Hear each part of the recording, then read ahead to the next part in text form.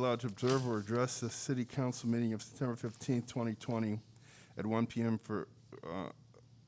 by the following methods. Members of the public may choose to submit comments electronically for consideration by contacting Y. Horton at cityofinglewood.org or A. Phillips at cityofinglewood.org. But you would have to have done that the day prior. By telephone to make oral comment. You may participate by listening or making comments. The conference begins at 1:30 p.m. Pacific time, and all interested parties may join the conference 5 minutes prior to the meeting, as well as 5 minutes prior to the meeting. If you're dialing in from a cell phone, please call from an area with good reception. If you're watching the meeting via Facebook Live or Channel 35, it's requested that you mute the sound of your video feed as is delayed from the phone transmission. So if you're on the phone, mute your television. Additionally, when you're making public comments on the phone line, you'll be inaudible due to feedback. Dial in 1-888-251-2949 or 1-251-861-0694 using the specific access codes as detailed below. For the council meeting on September 15th, 2020, the access code is 9954636#. Wait 5 seconds and then press pound again. Viewing and listening to the meeting without making public comments is available on Spectrum Cable Channel 35 with audio and limited video. The above access options provide the public with the opportunity to observe and listen to the meeting. However, members of the public who wish to orally address the legislative body must use the telephone call-in right now. Accessibility. If requested, the agenda and backup materials be made available in appropriate alternative formats for persons with a disability as required by Section 202 of the American with Disabilities Act of 1990 and the federal rules and regulations adopted to implementation thereof. Madam, any person who wishes to address City Council may do so at this time. Operator, are any callers on the line? Once again, dialing #2 will indicate that you wish to make a comment.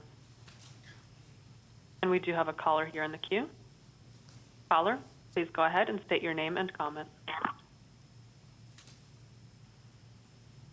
Mayor Butson, City Council.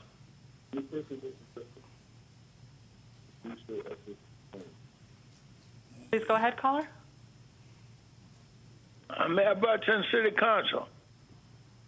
My name is Gil Matthew, District 4. I'm calling concerning a home policy. And you're going to amend the home policy for Section 8 or whatever. And I'd like to get an update on where's the manual available. And also on Ordinance 1 or 01. You want to give other duties to the manager or the city clerk or whatever you call it. That is retaliation. And I don't think you understand that residents are aware of what's going on with this council. And either you're going to lead or you have to get out. Because they're simply not going to put up with it anymore, and they got to be informed. And I'm disappointed completely in this whole council. And there's going to be some investigations. And it's too much that's going on that needs your attention that you simply off to the races on something that doesn't count. But anyway, my advice to all of you is you got to put your big boy pants on. This is crunch time. And you're not aware of what's going on in the city, and people are not informed. But here, this is clearly retaliation. Now, you want to reduce the treasurer's salary, which will affect her retirement. So this is small stuff, and it's childish. understand how long you expect the residents to put up with this. And as I told you before, this whole council has gotten a pass because people want to see that man. They want to see the city be rule of South Bay, and you're in a position to stabilize the whole entire South Bay. But yet you're wrapped up with bright lights and a bunch of noise. And people are really upset about it. So all you can do now is, and then we have 2 weeks before budget takes place on October 1. We haven't mentioned one thing about budget hearing. We haven't mentioned one thing about balance of the budget. Thank you, Mr. Matthew. Operator, any other callers on the line? We do have several more callers here in the queue. Okay. Caller, please go ahead. Your line is unmuted. This is Robin Williams, Grady New Bethel Baptist Church, just listening in. Thank you. All right, moving forward. Caller, your line is unmuted. Please go ahead and state your name and comment. Okay. I'd like to know why there's so many towing services being billed on the same issue. It's like it seems like several pages of it. And I would also like to say what is going on regarding the treasurer, because it seems like it's more of a coup. It doesn't seem as though it's being done in the interest of the citizens, because if the mayor is going to be, basically it seems to be having control of the bank that's chosen, et cetera, and that it doesn't seem as though the treasurer is going to be in this new committee that is being formed, apparently, and it doesn't seem like she's on the list. And there have been many things that have been done to silence the treasurer as well as the citizens and anybody who dissents. And it appears that the mayor is making good on his promise/threat to take all of the power away from the treasurer and from that office. If the treasurer is only going to be handling $50,000, then it begs the question. First of all, why are you doing that? And why are you doing it in this manner? And if you look at who's on the committee, and it seems as though each of these people are going to be in full support of the mayor and whatever his agenda is, instead of working fully for the citizens and also having a place for oversight. There needs to be oversight in this whole thing. We've already seen how much of our money has been handled. While there are some wonderful projects going on, we also see that the way that when money is being spent, we're not being told about it, we're not being asked about it, it's being shoved down our throats. And many of us don't even know about the many wonderful things because we're never told about it or informed about it, and our money is going towards those things. There needs to be change. There needs to be appropriate accountability, amongst other things. You guys had 6 more months of your election time extended so that we can have a new vote, all at the same time. There's so many things that are going on. There's no accountability to the citizens, and also there's no transparency or oversight. Plus, we're being insulted, we're being slandered, we're being shut down, and we have no access to anything. And then you do this to the treasurer. On top of it, the whole thing just reeks. It just reeks. You guys can do better. We've asked you to do better, and you refuse to do so.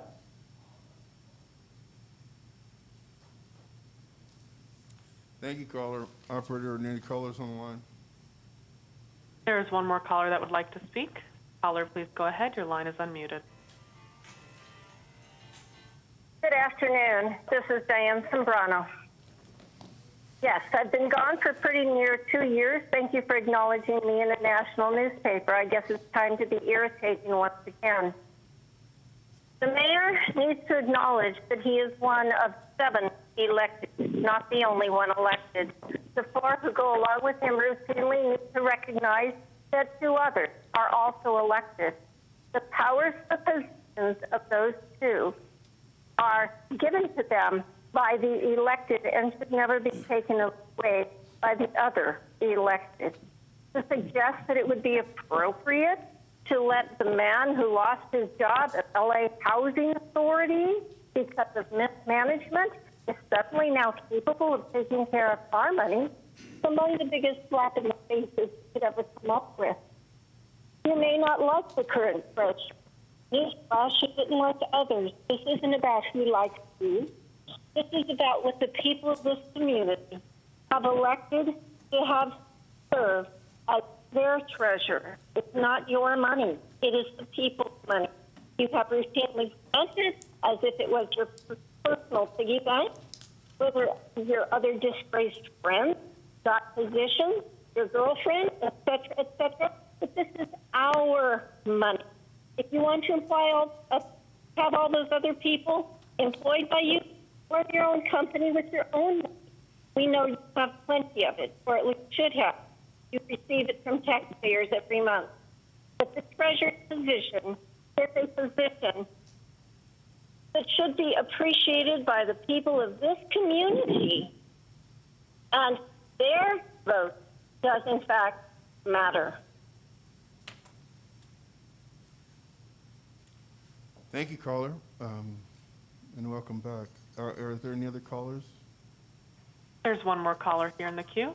Caller, please go ahead. Your line is unmuted. How's it going, Mayor? But this is Curtis. I just want to address something. Before we start having this, the arena and the football stadium, you know, I think we should love each other. Mute it right now, operator. Caller, you're going to have to speak on an agenda item to speak in this portion of the meeting. Okay, you can unmute, caller, operator.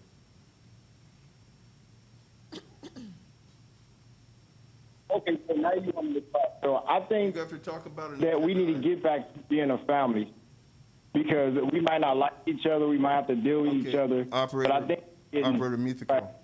Mute the call. Okay, you can come back at the end of the meeting. You can talk about being a family. Okay. Operator, any other callers? There are no other callers in the queue. All right, we'll go to the consent calendar. Excuse me, item 1, CSA 1 and H1. Warrant registered. Move along payments. Second. Madam Clerk. Council members, successor agency and housing authority members. Dodson. Aye. Padilla. Aye. Morales. Aye. Franklin. Aye. Mayor Chairman Buds. Aye. Consent calendar, items 2 through 8. So moved. Second. Madam Clerk. Council members, Dodson. Aye. Padilla. Aye. Morales. Aye. Franklin. Aye. Mayor Buds. Aye. DR 1.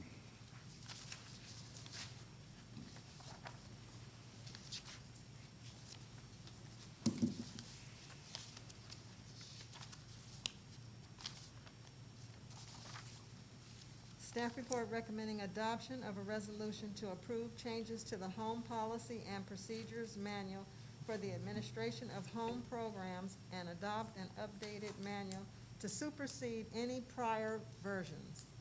Move adoption. Second. Madam Clerk. Council members, Dodson, Aye. Padilla, Aye. Morales, Aye. Franklin, Aye. Mayor Buds. Aye. 01. Staff report recommending adoption of the revised and updated investment policy and procedures, delegating the authority to the finance director or designee to invest all of the city's funds except for an amount of no more than $50,000 to be managed by the city treasurer, and the introduction of an ordinance amending the Inglewood Municipal Code for the reassignment of city duties. Move 1, 2, and 3. Second. Before the vote, either Ms. Quickie or Mr. Sparks, would you just give us a brief rundown of these changes? Ms. Koike will give the staff report. All right.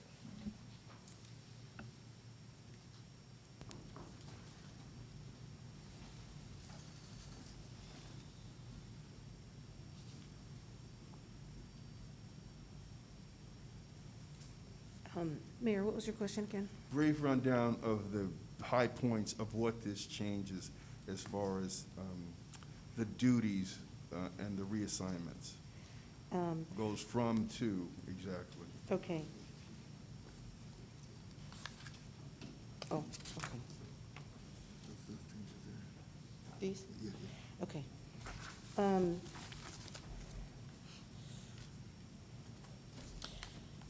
The changes that are reflected in this ordinance or this action is, number one, it's updating and revising the city's investment policy.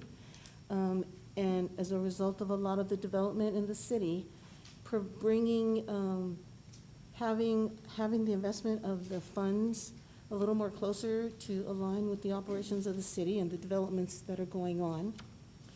The amendment of the ordinances is to assign the authority to, because the mayor is the person who actually signs contracts on behalf of the city, it states that the mayor will also sign the contract for any banking arrangements as well.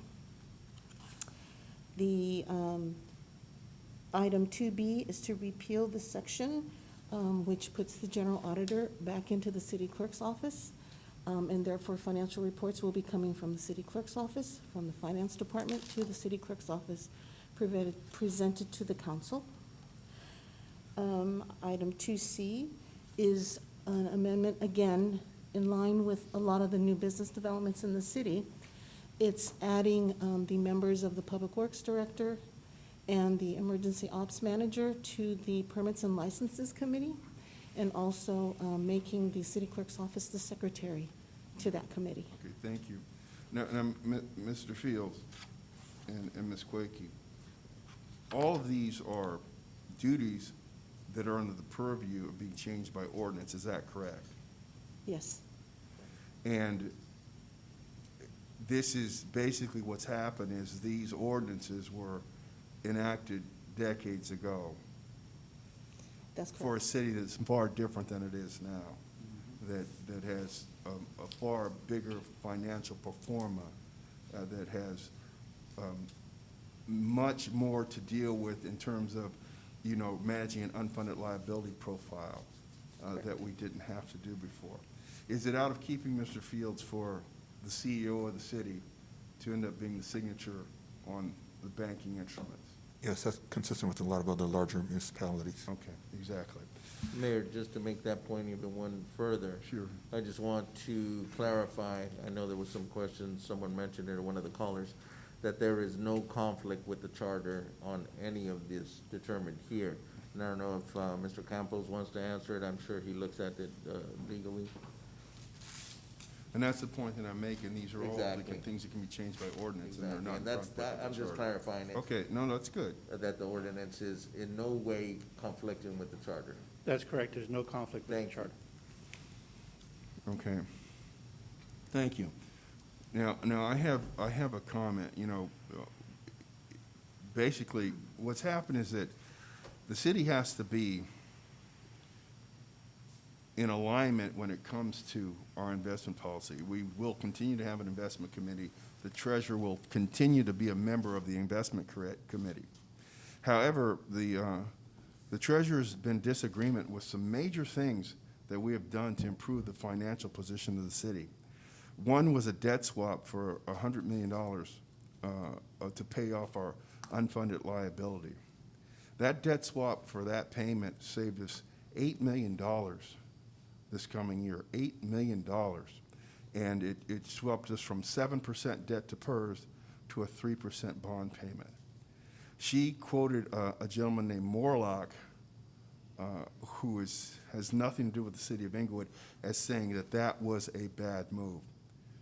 That savings of $8 million will go a long way next year to making up for, you know, what we lost due to COVID impacts on the city this year.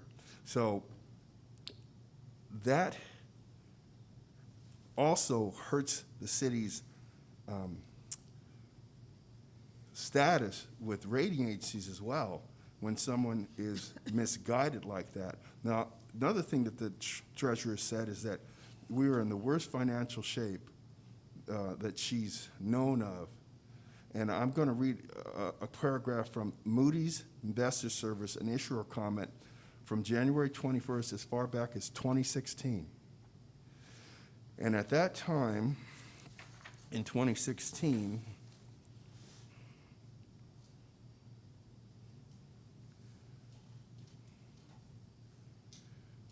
we had 29 million, almost 30 million in reserves. And this was their statement. Finances. The financial position of the city is robust and is a notable strength when compared to its A1 rating. The cash balance as a percent of revenues, 41.9%, is stronger than the U.S. median. Moreover, the fund balance as a percent of operating revenues far surpasses other Moody's-related cities nationwide and saw an impressive increase from 2011 to 2014. Our last general fund reserves balance was $57,370,000, $57,370,000. We will have to take a significant chunk of that, probably somewhere near 14 million, to cover the COVID-related downturn in our revenues. However, we will still lead the nation in unobligated reserves compared to our spending plan. It's really important that we have the people who are making investment decisions for the city in line with the city. And that's the reason I'm going to vote for this measure. Okay, Madam Clerk, is first and second, so Madam Clerk, would you call the roll? Yes, but we need to go back, Mayor, if it's okay, just to, We have to move item 1 to the adopt, motion to approve waive and for the adopt. reading. Oh, right, individually. Okay. Yes, so I move approval to and adopt. Second. Madam Clerk? Council members Dodson, Aye. Padilla, Aye. Morales, Aye. Franklin, Aye. Mayor Buds. Aye. And who will introduce? No, we have to motion to waive for Motion the to reading. wait for the reading. We're not introduced it next. So I, Motion to wait for Motion to the wait reading. for the Second. reading. Madam Clerk? Council members Dodson, Aye. Padilla, Aye. Morales, Aye. Franklin. Aye. Mayor Buds. Aye. I introduce. Franklin? Franklin introduced, and that's item 3, A, B, C, and D. Yes. And basically that makes amendments to 4 IMC sections. All right, is there a Yes. second? Second. Madam Clerk? Council members Dodson, Aye. Padilla, Aye. Morales, Aye. Franklin. Aye. Mayor Buds. Aye. A1? Thank you, Mayor. We have 2 closed session items. The first one was union negotiations with IPOA, IPMA, and SEIU. As to that, a status was given, and as to CS2, which was the closed session regarding Tobin versus City of Inglewood, as to that, the status on the matter was given to the City Council and direction given to staff. And there's no oral reports from the City Attorney's Office. CM1? There are no oral reports from the city manager's office. CC1? No reports, thank you. H2? H2? Oh, I'm sorry. That's okay. Staff report recommending adoption of a resolution awarding 31 project-based vouchers to the developer Beach Avenue Housing LP for use at the beach property, at the Beach Park Apartments located at 716 and 730 West Beach Avenue, Inglewood, 90302. So Moved on. Second. Madam Clerk? Housing Authority members Dodson, Aye. Padilla, Aye. Morales, Aye. Franklin, Aye. Chairman Buds. Aye. We'll adjourn the Housing Authority. There are no appointments to boards, commissions, and committees. Public comment. Any person who wishes to address the City Council on any matter connected with city business not elsewhere considered on the agenda may do so at this time. Operator, are there any callers on the line? Once again, dialing #2 will place you in the queue. We do have several callers here. Caller, your line is unmuted. Please go ahead and state your name and comment.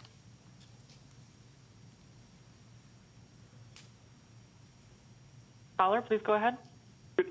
Good afternoon. My name is Rick Ford. I'm a member of the Lennox Inglewood Tenants Union. As I'm speaking now, the Lit U is picketing and rallying in front of City Hall. We're demanding cancellation of rent.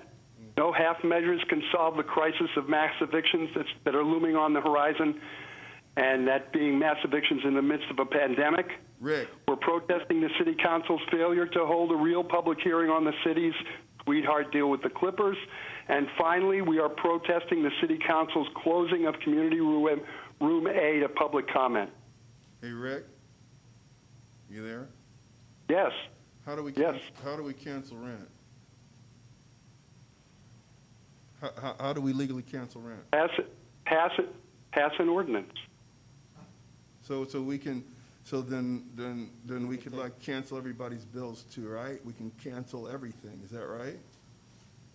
I'm just trying to understand your understanding of economics. So we can just say that nobody has to pay rent?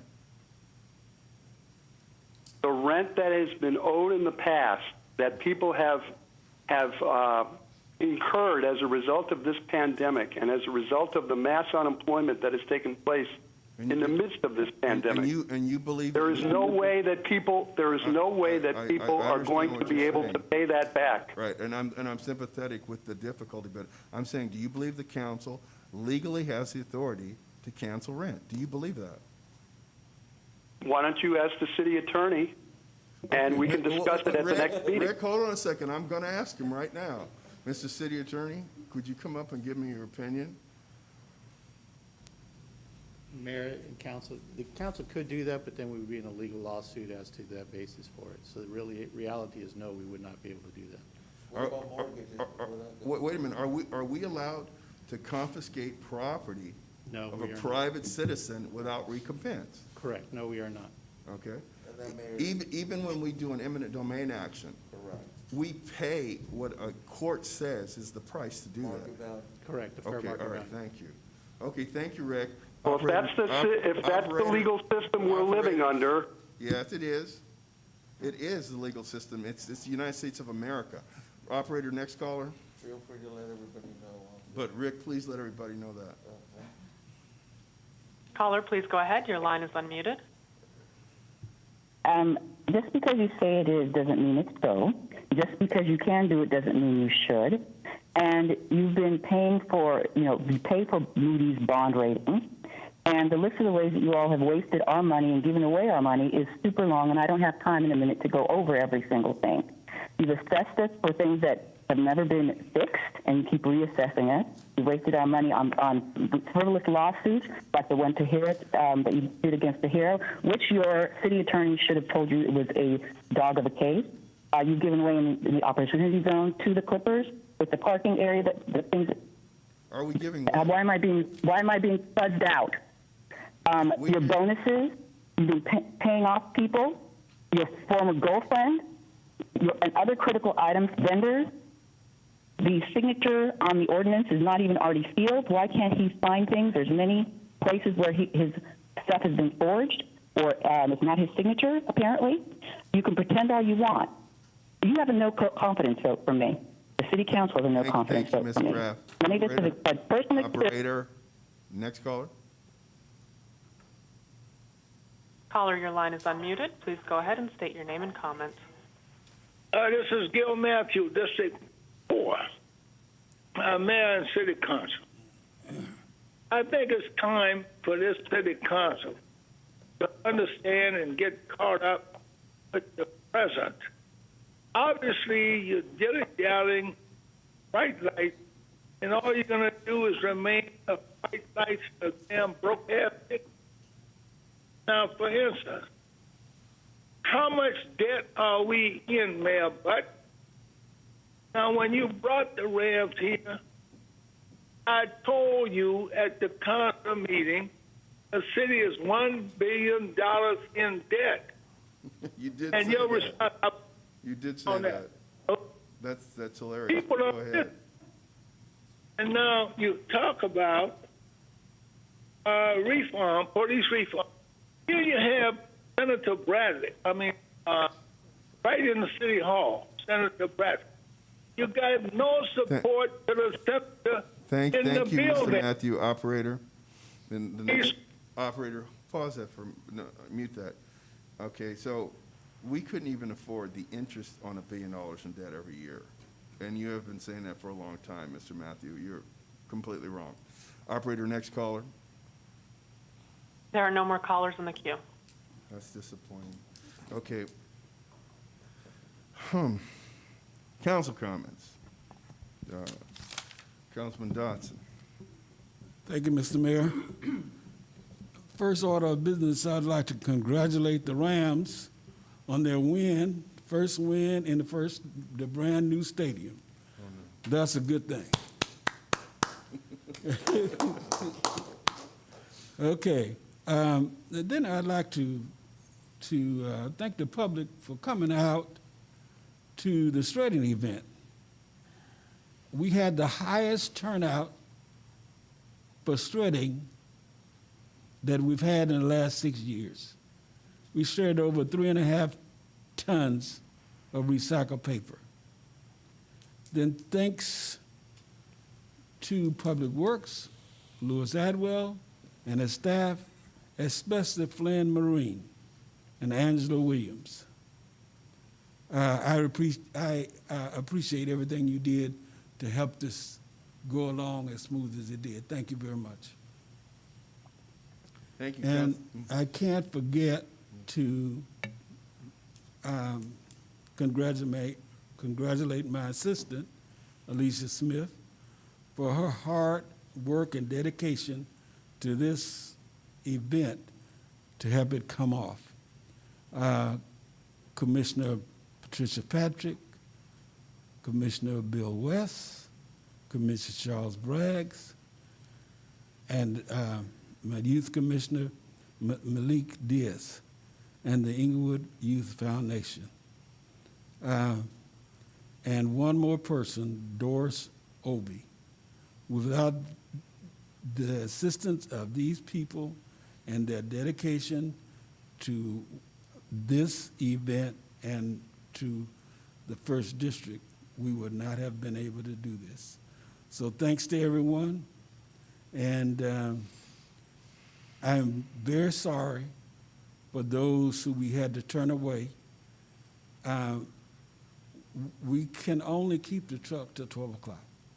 So we will be doing another one in February. Please pay attention to the time.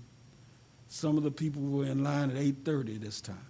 So if you want to get them shredded, and we want you to shred them, try to be there on time. Thank you very much, and everybody have a wonderful day. Councilman Padilla, District 2. Thank you, Mayor. Just a couple of quick items. Number one is just to make sure everybody's filling out and completing your 2020 census. That again, is very important for every community, not just here in Inglewood, but everywhere. Make sure you get your census completed and turned in, not just let it sit on your kitchen table. That goes as well with your right to vote. Make sure you're turning in your voting, vote by mail paperwork, get that turned in. You know, don't let that linger and get lost or misplaced. So please, these are two important documents that you should really make a priority to get turned in appropriately. I also just, going back to the census. There, you know, you may have folks coming to your door to make sure that you're doing your census. Please, they will have ID with them. You know, make sure they show you some ID before you know, engage with that person. So we'll have ID on them. Tonight is final game for the Clippers to win, 6 o'clock. So we're rooting for our Clippers. So please, you know, let's hope they get this thing done tonight. Tomorrow is Mexican Independence Day. Different than Cinco de Mayo. Tomorrow is actually Mexico's Independence Day. So if you're celebrating, celebrate safe. Remember, we're still in a pandemic, so keep that in mind. Social distancing, wearing your mask, you know, but we certainly are celebrating the Mexico's Independence Day. And then I just want to, you know, congratulate my niece Marisa and her husband Pedro. They got married this past week, so congratulations to Marisa and Pedro Lara. So may God continue to bless both of you for many, many more years. And with that, thank you so much and enjoy the rest of your week. Thank you, Councilman Franklin, District 4. Yes, I just want to thank the mayor and council for closing the meeting in honor of my best friend, Commissioner Terry Leroy Coleman, who was on the City Planning Commission for over 17 years. When I asked for you to close it, I was having a challenge handling the loss, and thank everyone for your support for me to rebound and work with the family for his final farewells. Thank you. Thank you. Councilman Morales, District 4. Thank you, and I just want to say that if we could buy the Moody's bond rating, why didn't we do it sooner? We should have done it sooner. That's one. The other one is the fact that, you know, I'm amazed at how many folks really think that we're here not watching. The truth is that the federal government both has checks and balances with Congress, the Senate, and the President. They check each other and make sure that the decisions are in the right hands and being done right. It's no different than what we do here. That's our fiduciary duty. That's how we handle it. And we are doing what we believe is best for the city of Inglewood at this time. That being said, just want to say, happy birthday to my mom. You know, it's she is 73 today, going strong. It's funny because on our birthdays, she always cooks our our favorite Mexican meal. And today she wants ribs and fried chicken. So Hello. You tell me where she's lived for 42 years. So that'll be fun anyway. Happy birthday, and that's it, Mayor. Thank you. You know, real quick about the comment about the city. Now, in 2011, we had an $18 million structural deficit, and we were down to our last, at that time, $10 million in unrestricted reserves.